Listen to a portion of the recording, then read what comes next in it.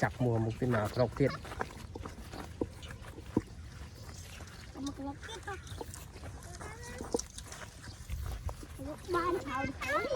tới đá lươn này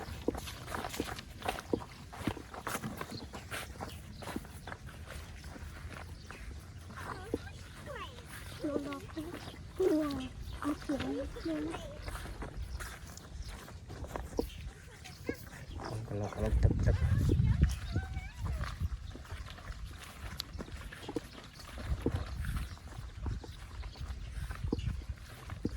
lươn đào vô cái bay vô cái lá còn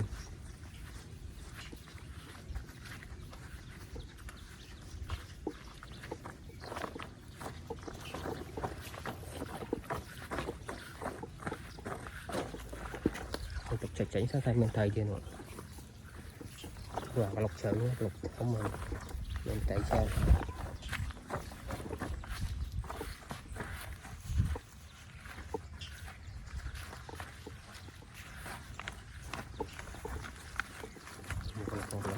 đây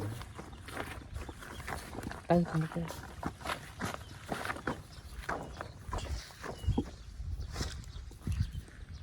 này thầy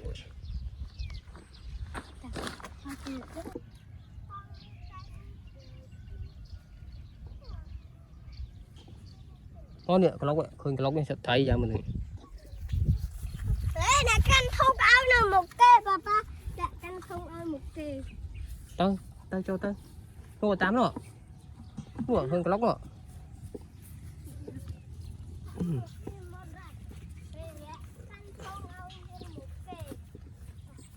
mỗi khơi cái lóc tức là o khơi nhỉ một miền thầy ạ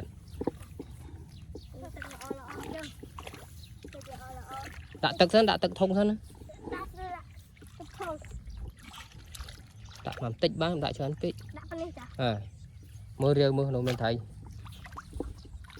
khơi là sẽ thấy hơi thấy cái chuồn sấy kia mưa ta không đáy đi bán này đáy đi khơi đáy đi lọ cho này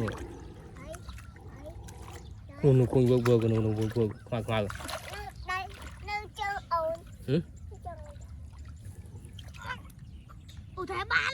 hả?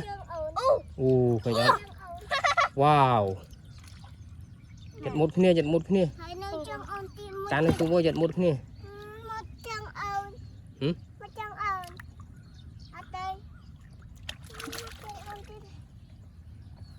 Chúng chặt đã bao ở ru rồi. Chặt đáy pi mà.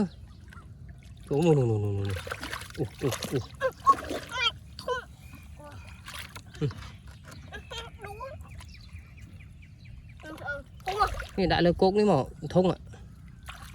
Không đại là cột. Đại chăng á. Không mà. Luôn. Đã chuồn sao kì. Chuồn là cái này tê lệ. Mơ riêu mà nương. Đây hiểu nó nè. Rồi thế nào riêu nương mơ không tức nó lọc ó thấy rồi nha. Chấm ba thế nào bên.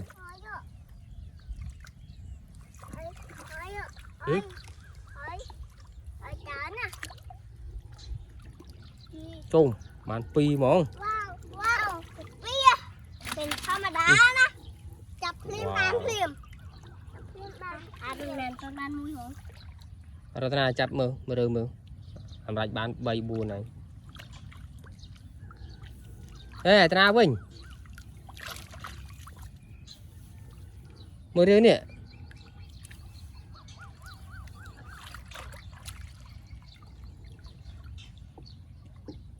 Khơi tây lần mà có cốt này nó khơi tức là ọ cái đáy pi mà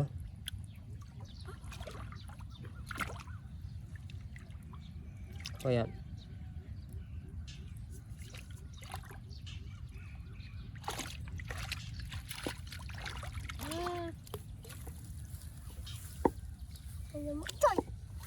kém tôi từ nó tan rồi mới khơi tao mà không riêu mà khơi tây sao nữa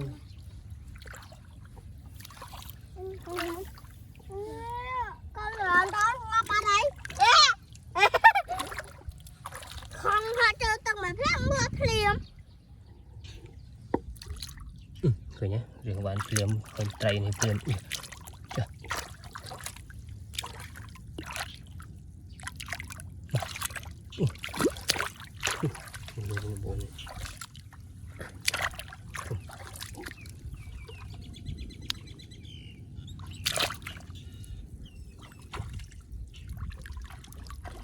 màn mùi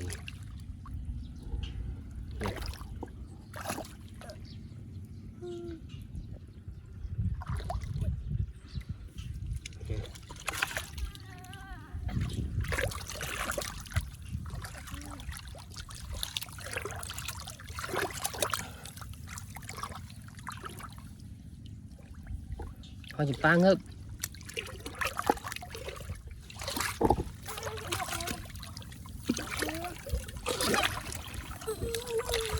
thấy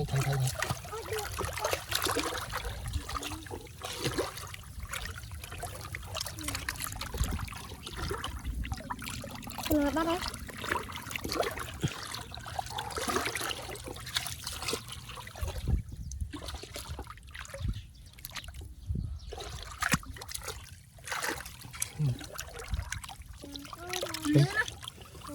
Đây mình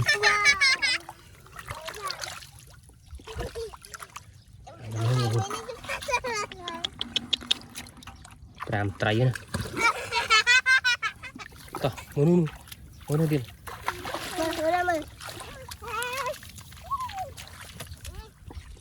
nghe này ê tịch sợi kia lao mình chụp à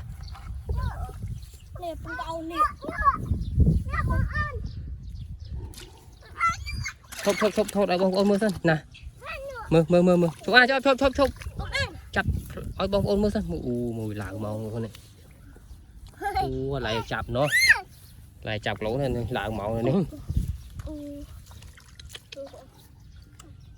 nè bàn kia đây số tiền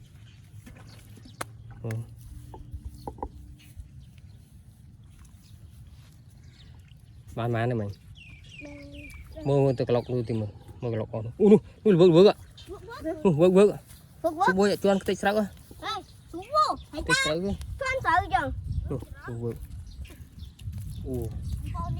làm cái lỗ đi phong bao nè chung ở ba trăm không ở ba trăm không rồi muối ở ba trăm muối mà bán bao nhiêu bảy mà ở ba trăm muối hả trộn giật một đáy mà thùng mà có tên này đã thùng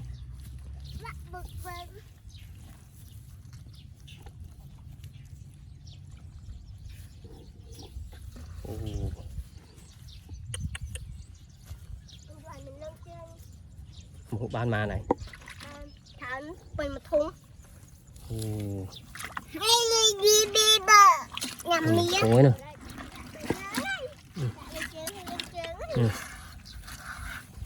tối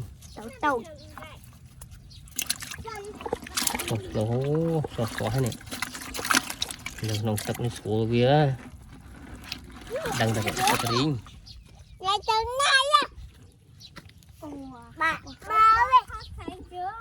ơi